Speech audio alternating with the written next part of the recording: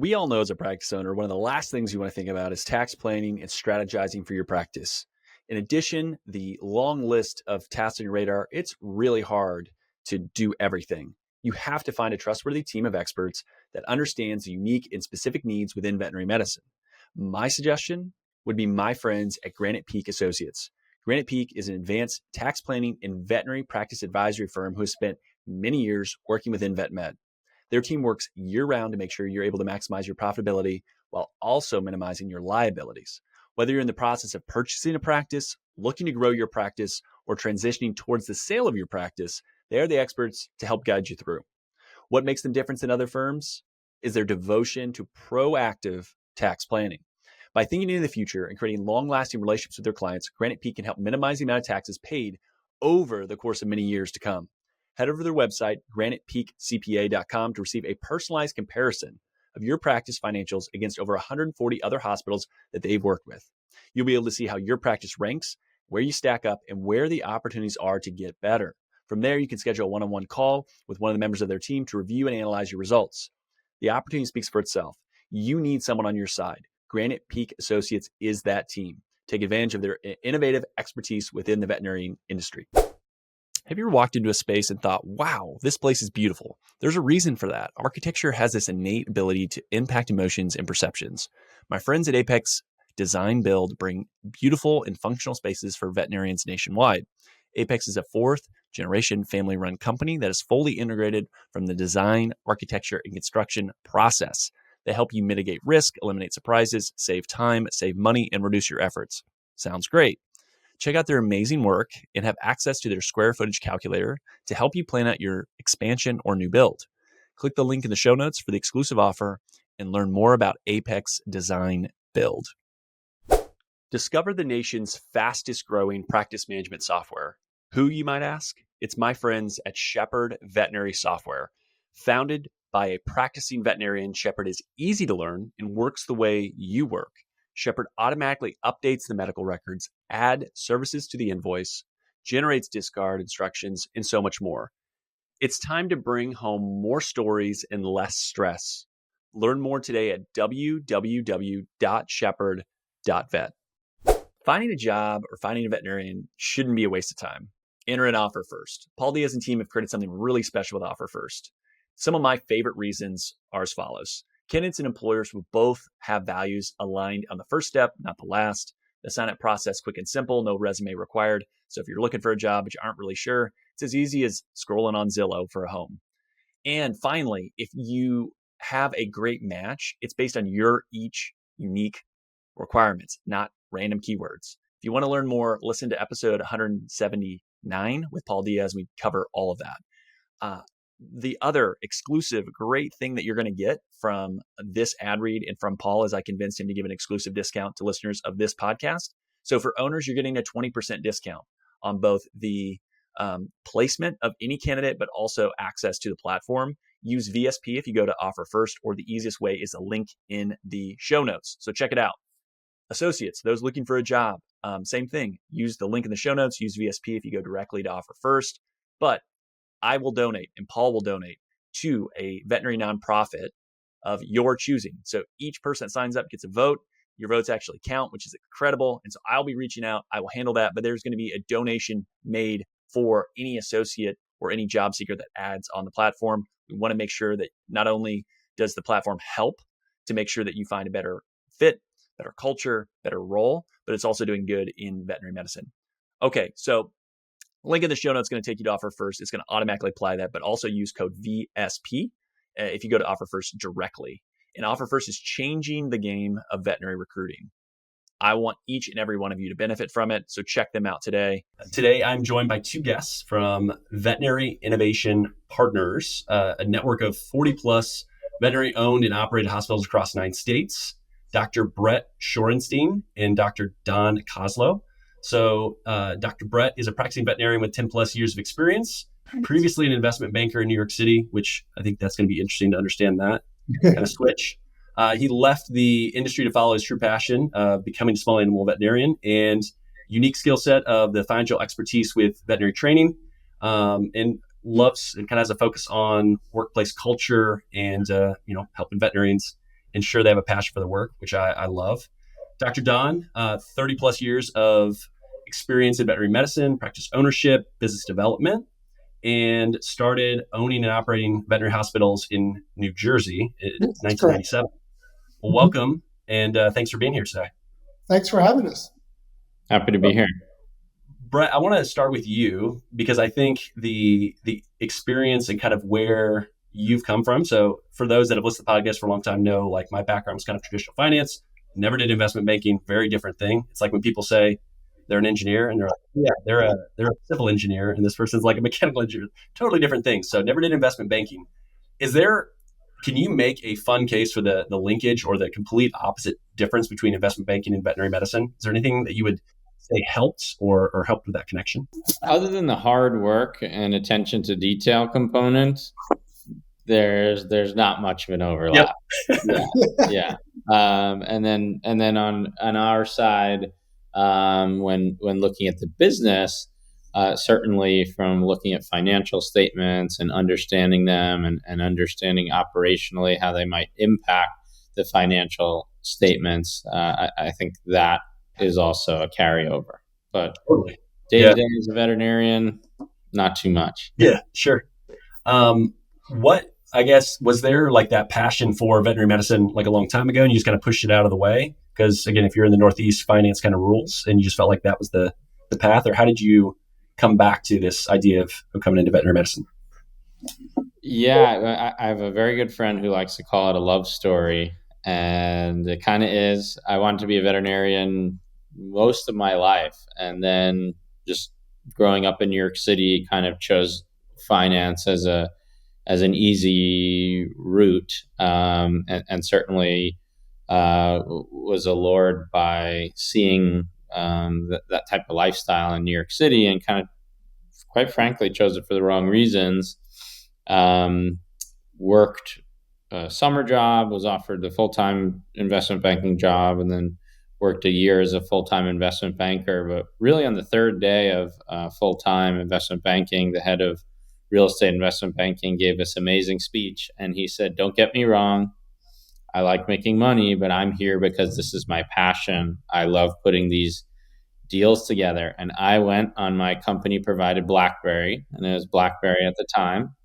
And I looked up what I needed to do to go to veterinary school.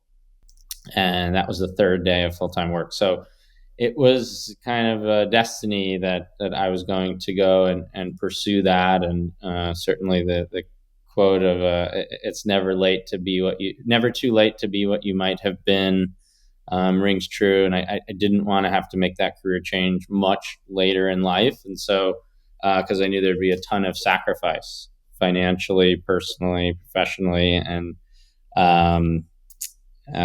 it was a great decision.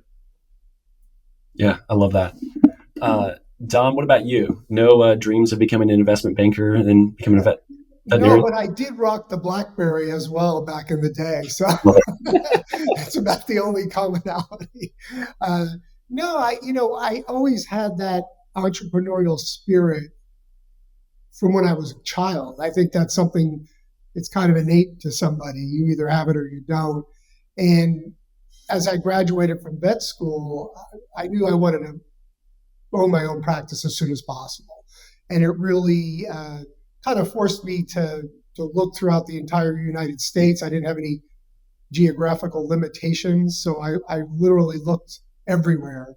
And back then there was no internet, so I had to do it monthly through the journal and write letters. So it was kind of an interesting process, but it was always my dream and my passion to own veterinary hospitals, and I was lucky enough to fulfill that passion. Do you feel like you were encouraged to own coming out of vet school more so than where veterinarians are today? Do you feel like that's changed? I do think that was changed. I think when I was graduating from vet school, I graduated in 1990. There was almost an assumption that the majority of people would own their own practice, or a large percentage would. I think now people are almost discouraged in veterinary school. They talk about how much their student loan debt is. Brett and I often talk about well, if you want to pay that off quicker, you do own your own practice. It's much easier to pay it off rather than working for someone else. But the feeling that I get, and Brett probably is a little more in touch with the more recent graduates, but I get the feeling that they're discouraged from doing so almost. Yeah, what's your thoughts on that? Because I would completely rubber stamp that as what I hear and what has been the feedback from my end as well. Yeah, I agree. I think even if it's not active discouragement, ultimately, if you want to learn about practice ownership, you really have to seek it out. And certainly no one's encouraging you on that side. Through the VBMA and channels like that, you can get some learning in, but most of it you really have to find yourself.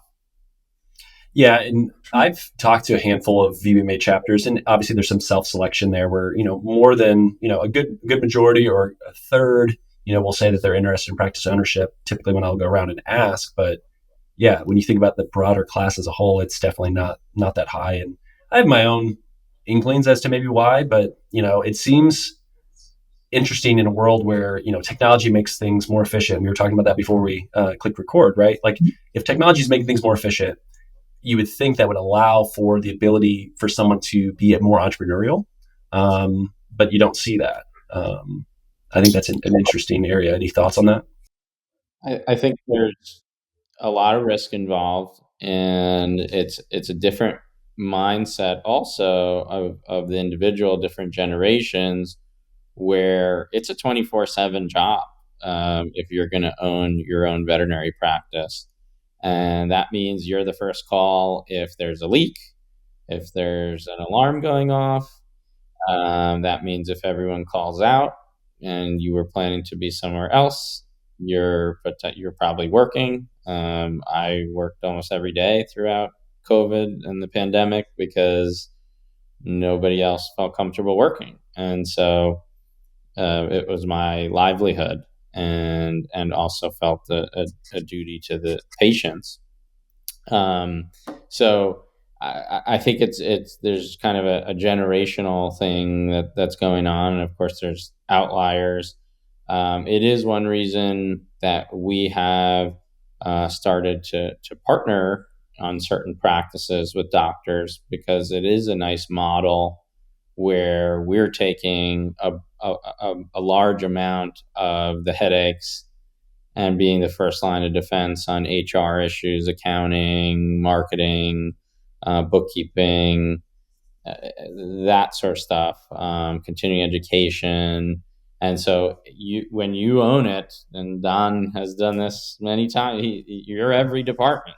So to have those departments, we've seen that appeal, maybe more so than veterinarians who want to do it all on their own. And it actually makes sense as a reasonable kind of midway opportunity.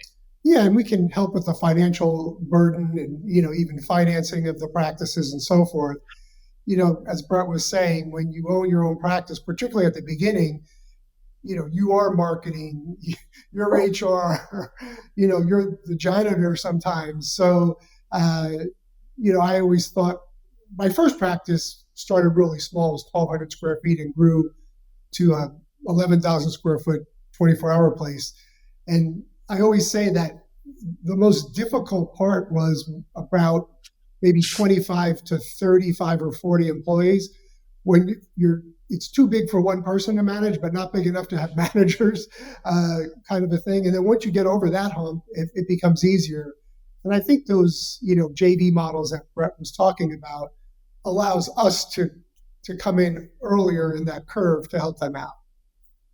Yeah, and if you're doing it for the first time ever, the bumps and bruises are always going to be there versus trying to smooth it out, and it's not going to be perfect, but you can certainly make some adjustments. And then I did want to kind of follow up on that, Don, with you realizing from a leadership perspective, like the changes as you go through that, right? Because early on you do everything, then you have to kind of entrust key people around you to make decisions.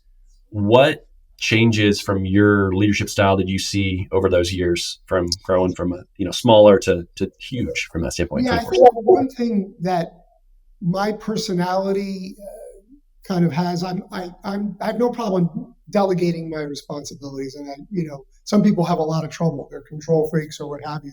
And I think my ability to delegate responsibilities to people who I trust has helped ease the pain of that expansion. I got people who worked for me for a very long time, who knew my style, who knew my management techniques, and frankly how I operated veterinary hospitals. And they stayed with me and allowed me to open hospitals and buy further hospitals and keep that kind of momentum going through the years. And I kind of met Brett when I had 6 hospitals. He was kind of growing his like crazy. And that's when, we kind of came together at that point. But I think that, getting the right people that you trust and have the knowledge and ability and passion to perform those duties is key in expansion.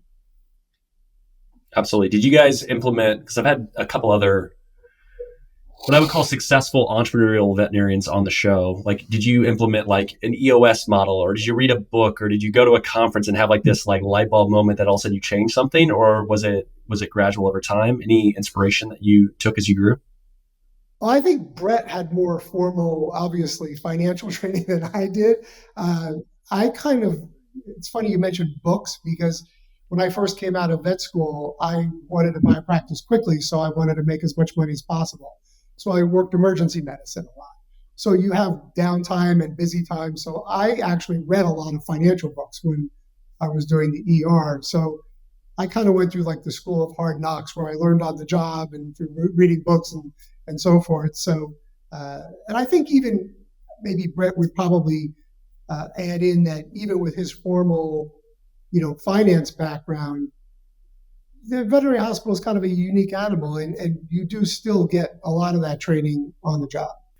Yeah, and just to add, I did, when we came together, I did want to implement a EOS system, and I actually think any young company is going to have some roadblocks and road bumps. I actually think it would have been a lot smoother had we implemented that, and I know Don was in favor, but as if you're driving the car kind of fast while you're building it, it can be challenging to stop and implement a system.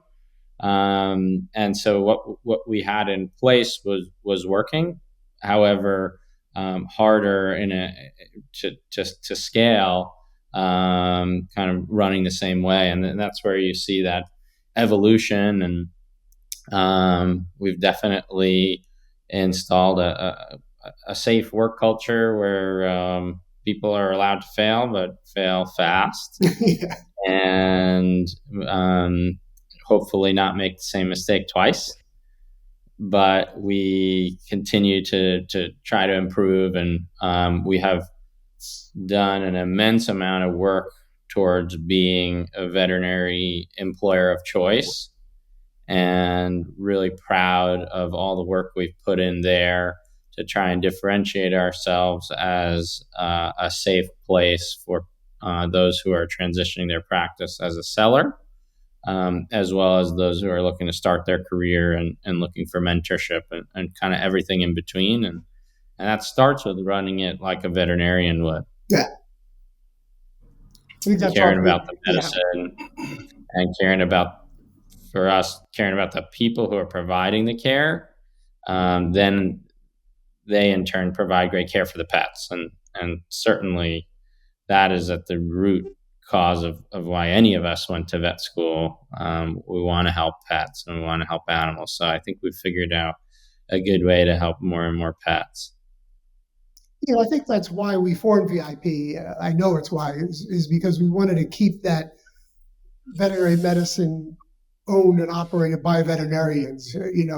Almost everyone who we employ has come from veterinary hospitals, has worked these different jobs. I know Brett and I have done everything in a veterinary hospital, from cleaning the kennels to answering the phones, and that really is valuable when you talk to someone who's having a problem in that role. You understand where they're coming from, what the pain points of being a receptionist are, and you're able to help them out because you've been there.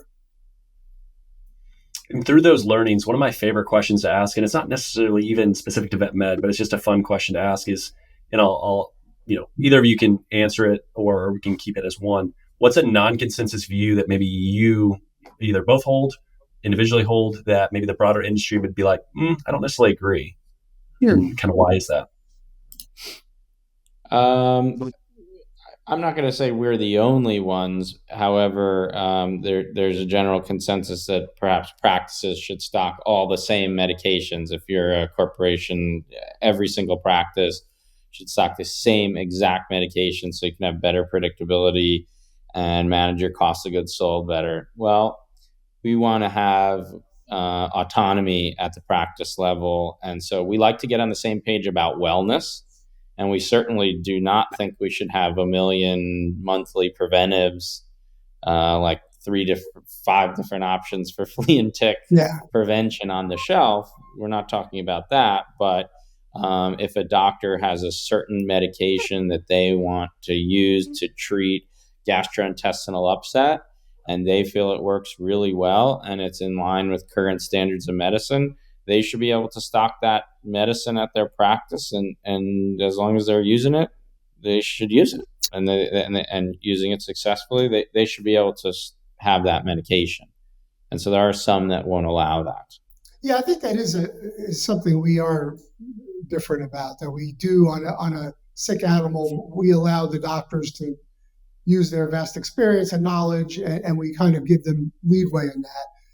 Like Brett said, the wellness part of it, you need to be a little more standardized. You want the best medicine being given on a Tuesday or a Wednesday, regardless of which doctor is seeing that pet. So you want a little bit of standardization when it comes to wellness. But for a sick animal, there's, I've always said there's probably 4 correct ways to treat a diabetic cat, all of which are good medicine. And we really don't care which one you use, as long as it's good medicine.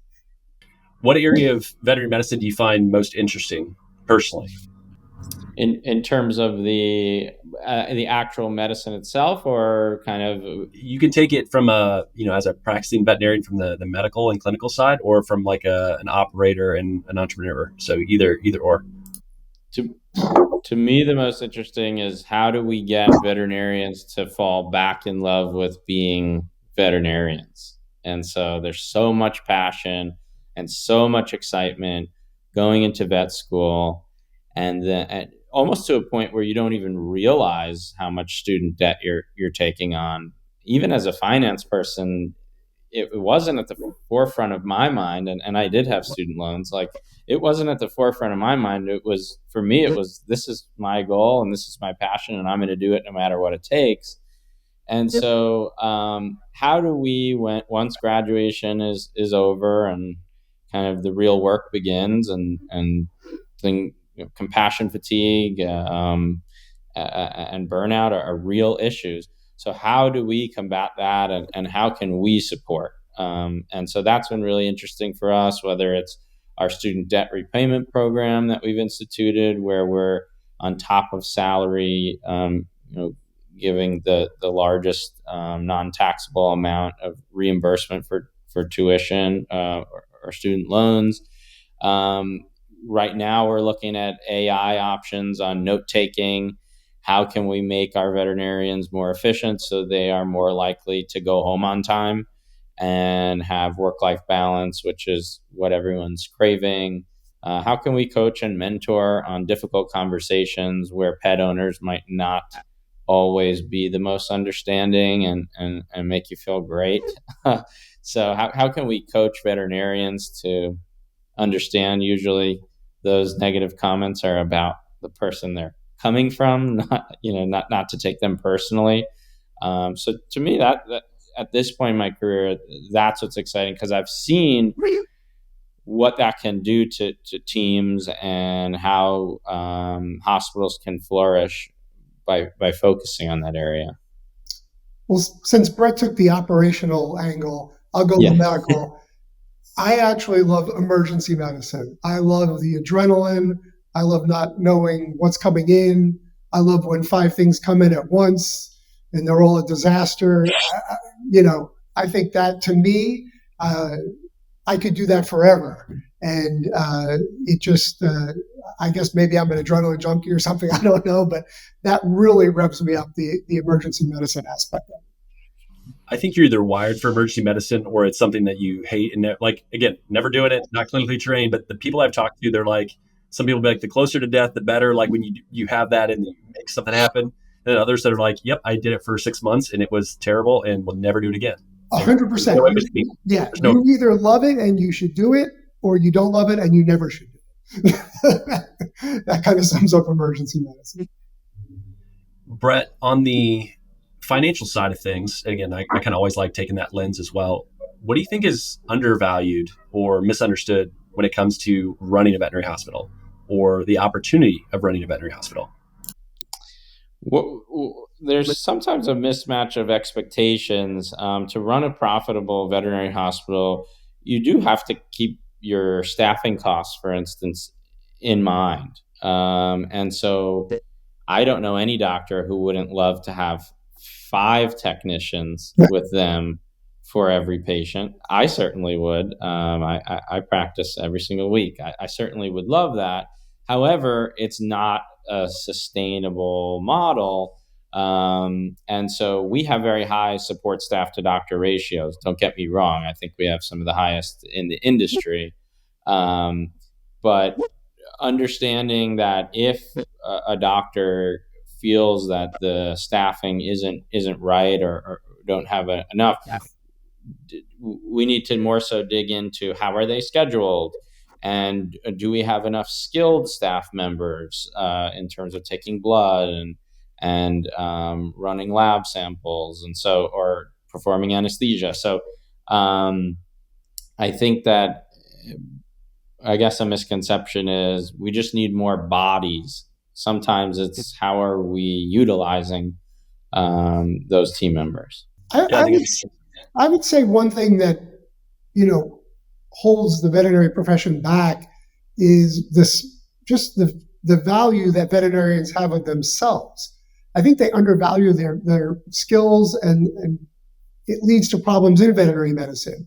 It leads to them undercharging for their services, which leads to lower wages because they can't afford to pay the staff enough money. So I think a little bit of the issue that happens is that vets just need to value themselves and their skill set more so than they've historically done in the past. Yeah, I would co-sign the undervalued of just the amount of knowledge and insight of how difficult and like just the broad spectrum of things that you encounter as a veterinarian. Again, never doing it, but lots of conversations. It's wild. Where if you think about it, even in human health, you have specialists in all these areas, and then in vet med, you're like, yep, just go do it all. It'd be great. Do that dentistry and the surgery, and then you look at this X-ray. Yeah, I completely agree with Don. There's been some press out lately on backlash versus pricing, and I feel veterinarians' time is completely undervalued, and veterinarians deserve to charge for their expertise and knowledge and care. Interesting you bring up pricing, because that was an area I was going to kind of float as well. Not that it's like, hey, this is the right way to price, but navigating this world of inflation and increasing prices, and now possibly seeing the consumer kind of getting tapped out or hitting a limit. Curious if you've seen that, how you've navigated it, how you've thought about it, and how you discuss those things as a team and at each practice. Well, pricing is kind of my sweet spot. It's something I've focused on my whole career. I've been very involved in VIP's pricing. You do have to be concerned with that. And as we bring different practices into our organization, they are in such different levels of pricing and pricing structures that the interesting part of it is the vast majority of them are undercharging. And if they're not undercharging, their pricing structure doesn't make a lot of sense. So I think, veterinarians could improve the field, their ability to buy equipment, their ability to pay their staff well, and even their rewards on their own investment in the practice, if they really spent a lot of time understanding pricing, understanding the psychology of how people spend money, the value that they put on their pets. These are all things that I think people underestimate. And, it's often more value than it is cost in veterinary medicine. In any business or, field, it really comes down to that when pricing is discussed. And I think veterinarians, it goes back to them undervaluing themselves, and so they a lot of times underpriced. Now, obviously, there's exceptions. There's even, different cities and different places in the United States that are much higher than others. But if you took the majority of single practitioners rather than corporate owned practices, I would say their prices are undervalued. There's sort of an adage that the price is only an issue in the absence of value. And so where I think we can grow and veterinarians can grow is taking the extra time and effort to explain the value of wellness blood work. It's not just, we're going to do your wellness blood work, it costs $199. That's not explaining the value. Your pet looks completely normal on the outside. By running this lab work, we can make sure that your pet is completely normal on the inside. And that's looking at all of the body systems and listing those out. And so it's amazing how much more receptive pet owners are. And that's not, to me, there's nothing salesy about it, because the only thing you're selling is the pet owner taking better care of their pet. And there are a lot of statistics to show how wellness blood work picks up on medical issues that require significant follow-up, and we can kind of plug these tiny leaks and tiny holes before they come a big flood. And so I think that's where as a profession we can grow. But to answer your original question, across the industry, people were more aggressive with price increases over the past couple of years. And I think with uncertainty in the economy, we have to be sensitive to that, and we have been.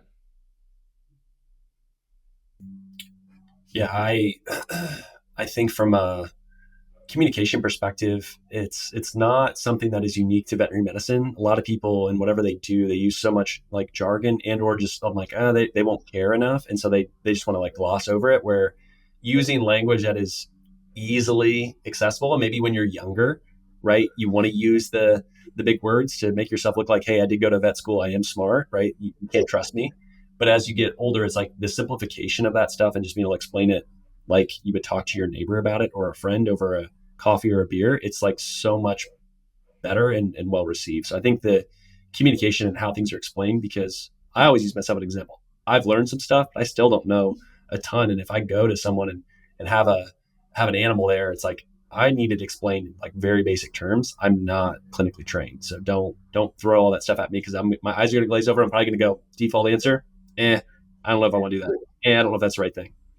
I would bet across the country the highest generating veterinarians explain concepts to pet owners at a third grade level. Yeah, many veterinarians and technicians, staff members, etc., use the lingo and jargon that is veterinary specific. They use initials.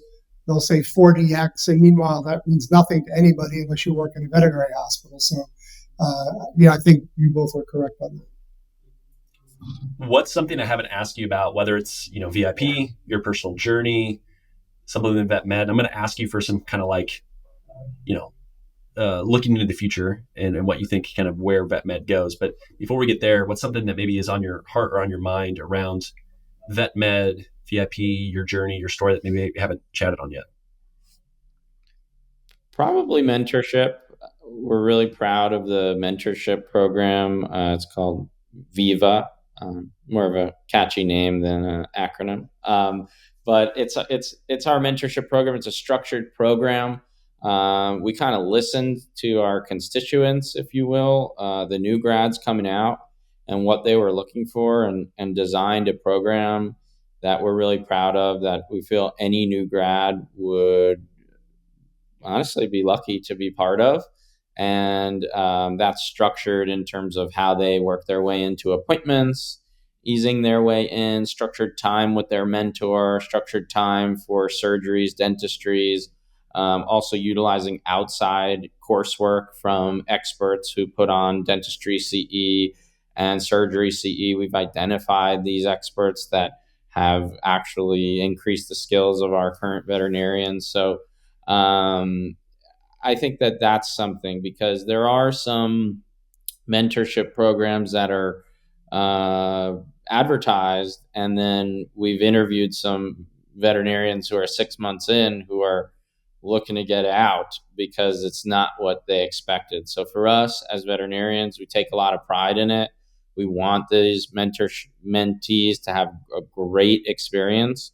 And we also, for somebody who's interested in practice ownership, we not only would mentor on all facets of being a new grad veterinarian, but also once that initial kind of 6-month period is over, if interested in business mentorship, we have a program for that too. And for us, whether you're going to own a hospital with us or on your own, we're passionate about veterinarians owning vet hospitals, and we'll teach you how to do it. And we've had a few veterinarians, whether partner with us or I can think of a couple who have opened their own practices who we've mentored, and really proud of that.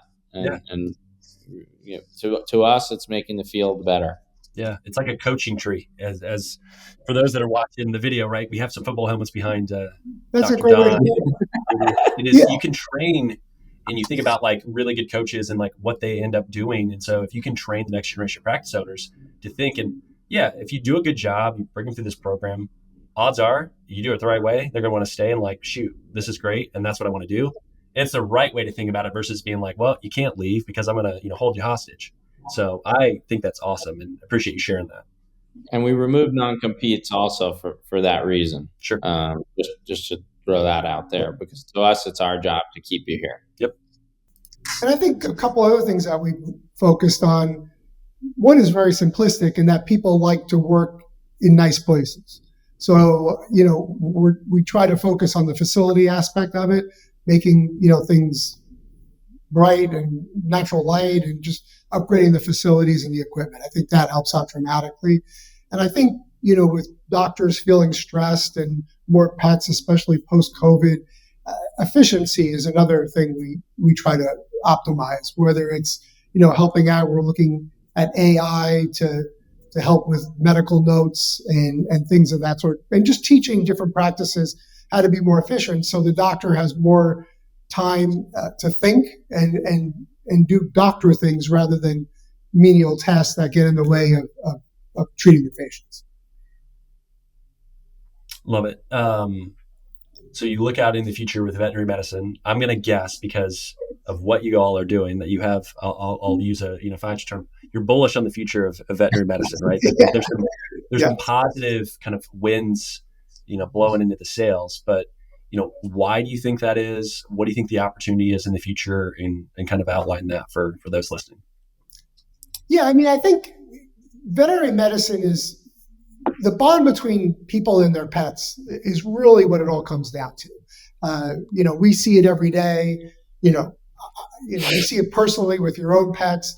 It's a member. It becomes more and more a member of your family, your pet, rather than the dog who used to be in the backyard running around. Now, I see people in my neighborhood with more dogs and strollers than babies and strollers at this point.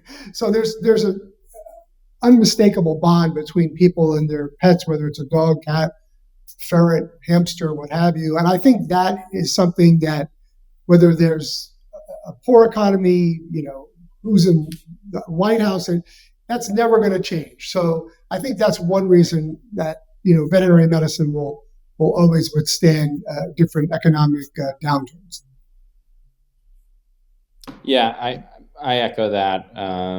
Human-animal bond, the humanization of pets, that trend is not going anywhere. And so I think the landscape gets more and more competitive regarding recruiting veterinarians, and some markets might get slightly saturated with a lot of the new startups that are coming up and might open a bunch in a certain market. And so I think that just trends towards needing to try to be the best and have a great facility, great work culture, workflow, great client experience, great patient care, and most importantly, great employee experience, because that'll translate to the other two. Yeah, we're excited about the growth of the field and kind of making our mark on the hospitals that we choose to partner with. Yeah. I didn't prep you before we kicked off, but I usually let guests know, I let them answer a bunch of questions that I ask, right? But then if there's anything from your side that you want to, pose back to me, feel free to fire a question away. We can do one, we can do more than one, and then we can kind of go for final thoughts from there. Anything top of mind for you all? Well, from a non-veterinarian, what is your outlook on veterinary medicine? How do you look at it, as maybe like a pet owner? Yeah, I mean, I think I share a lot of the things that you highlighted, that it's certainly, I think I've given some presentations, like the golden era of veterinary medicine is here. Like, I think there are a lot of things from the ability of technology. I do think ownership, as much as some people think, it's too hard, you can't do it, debt. And the thing you said earlier, which is what I always answer with, like, how do you pay your debt off quicker, is if you can increase your income, if you can be an owner or have equity in a business that's profitable, that typically is a good path forward. And so I think for a lot of veterinarians, it's one of these things where the issues and the problems in vet med are not always super unique to vet med. These are just business owner problems.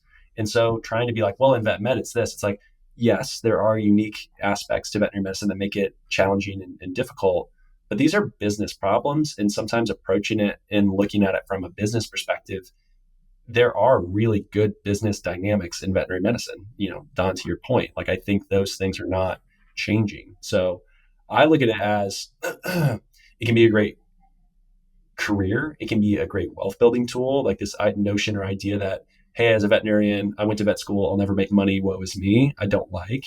And so I think trying to get that out of the lexicon of people and just say, if you want to be that person and you keep talking about it, you probably will. Or there are plenty of really good opportunities in places that would love to give you, a great paying job. You can do your own thing. Like, there's so many options for a veterinarian today to do things and make a huge impact. So yeah, I think it's an incredible spot, and technology will only make that better. It's not going to make it worse. The veterinarian is not going away, right? Like that is one thing that is really unique in a lot of fields. It's like this thought of like, oh, well, all these high paying jobs or these things are at risk.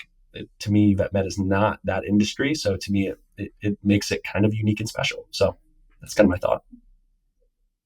Yeah. So, I mean, I look at it from like your position and what you're working to do. It's like, how do you help and align like aspiring entrepreneurs build this really cool thing within vet med and, get people trained to be efficient and effective as doctors? That's a great business to be in. So, yeah.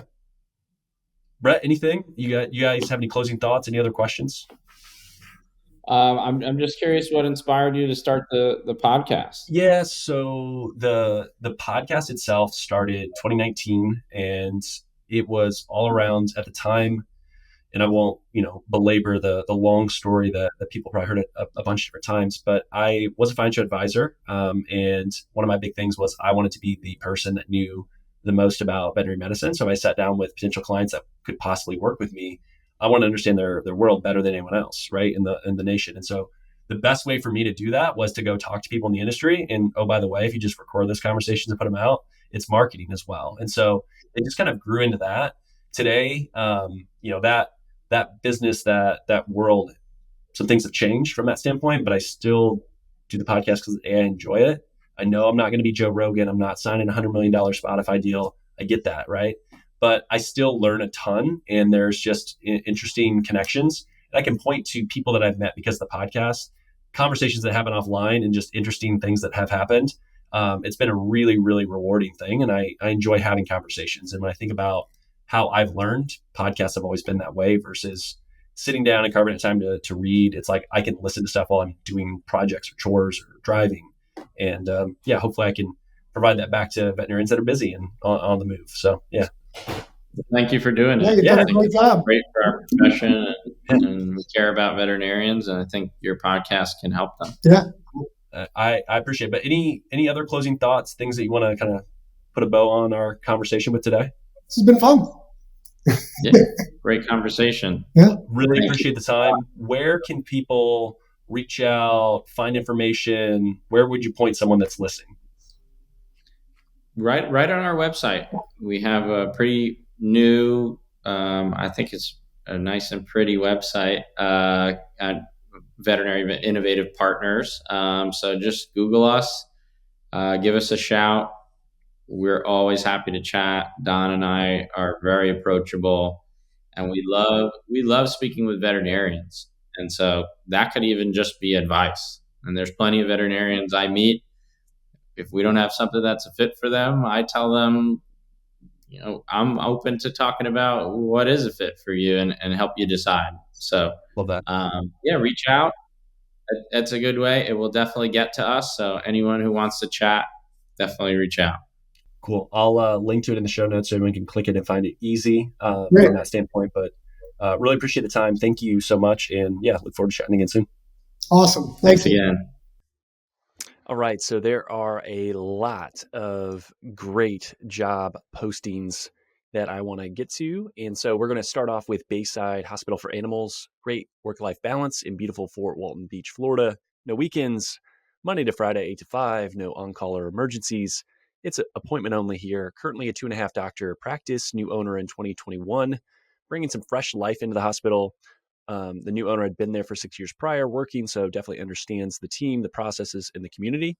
Lots of investment in people and new equipment. ProSal is the pay structure.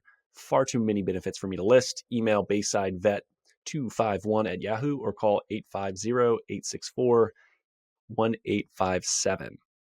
Join a thriving, growing small animal practice in Vermont on the Quebec border. Full-time ideal, part-time is considered. The idea is to start with yes with the team, patients and clients, and outdoorsmen or outdoor woman's paradise while being able to practice high-quality medicine. Compensation is write your own structure within production capabilities. Literally, it is the owner wants to find the right person and is happy to negotiate, chat through, and find the right fit.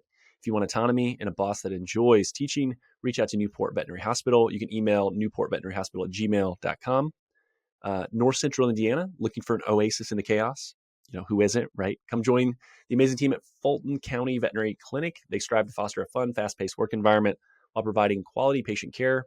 They utilize the support staff efficiently so that the doctor is available to practice medicine and do what you're trained to do in less time and paperwork, which is great. Lots of investment in new equipment and technology to support you, full-time or part-time available. Small animal and exotics are both seen there, so no ER, no on-call, no weekends, competitive salary with sign-on bonus offered, and far too many benefits to list. Go to Fulton County Veterinary Clinic. So type that in and you'll find the job posting there. Last but not least, join Watertown Animal Hospital. Personable, small animal veterinarian wanted for well-established current 5-doctor mixed animal practice in northern New York, which is an outdoors person's paradise. Again, 2 of those. So if you like the outdoors, you can look at Vermont or New York. They have plenty of support staff with 6 CSRs, 6 licensed technicians, 4 animal caretakers, 2 technical assistants, a hospital assistant, a practice manager, and a bookkeeper. Focuses on mentorship and investment on the people and the technology. That's been a strategic initiative by the leadership team. No on-call, 24-hour ER less than an hour away. Salary based on experience, but no less than $95,000. Can be straight salary, pro-sal considered. Want to discuss that with the right person. Tons of benefits. Again, too much to list. Please reach out to watertownpetcare.com for that option as well. So again, if you find a role or a job or talk to anyone and it helps you in any way, I would love to hear that feedback. So please reach out. Let me know what you're able to do. And I will continue to post these. So if you are an owner, reach out to me, let me know. and we'll go from there. And until I hit a capacity of I can't keep recording these, I want to let people know who are high quality owners around the country looking for great help. So with that, we'll talk soon. Thanks for listening to today's show. The comments made on today's show should not be taken as investment, tax, or legal advice. All comments are for educational purposes only. You should talk to your professional team before implementing anything. If you want or need financial advice, my day job on Not Podcasting is helping veterinarians grow their net worth. Our team is taking new clients, and we are ready to talk to you at any stage of life. Come as you are. I always say, bring the mess, right? Like if things are unorganized, that's okay. There's no prerequisites to become a client. Isaiah Douglas is a partner at Vincier Wealth Management. Isaiah is a registered investment advisor, registered with the SEC. The biggest compliment you can give me in the podcast is to share it with a friend. Reviews help the show get found, and Apple Podcast is the platform that is predominantly used for people listening to the show. If you have 3 minutes, love the show, head over to Apple Podcasts, give us an honest rating and review. It helps more people find the show.